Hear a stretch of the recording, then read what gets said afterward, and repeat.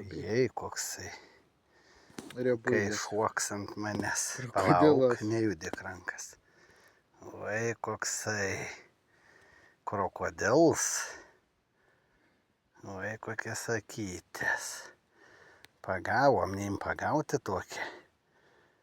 Ui, čia koks, palauk, nejudėk. Uodega nenutrūko. Ne, laikau bus, eit. Palauk. O, va neina. Kai šoks man ant galvos.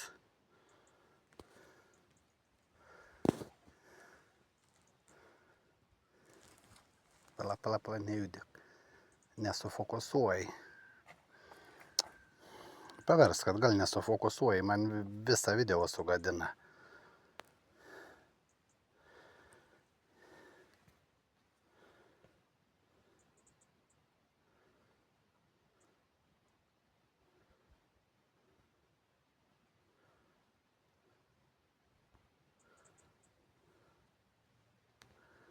Galva paišina čia jau.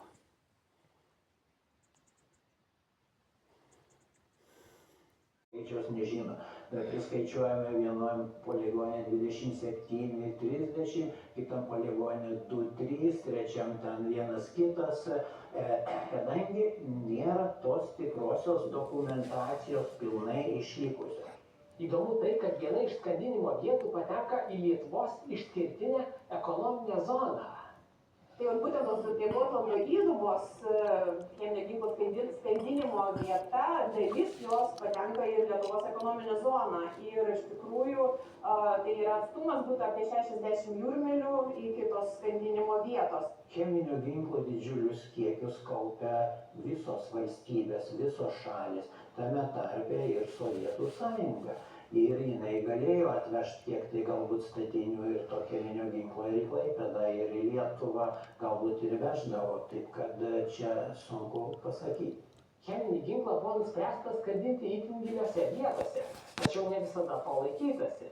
Norėdami greičiau atsikratyti šaudmenimis, jūreiviai juos mesdavo ir nepasiekę numatytų koordinačių.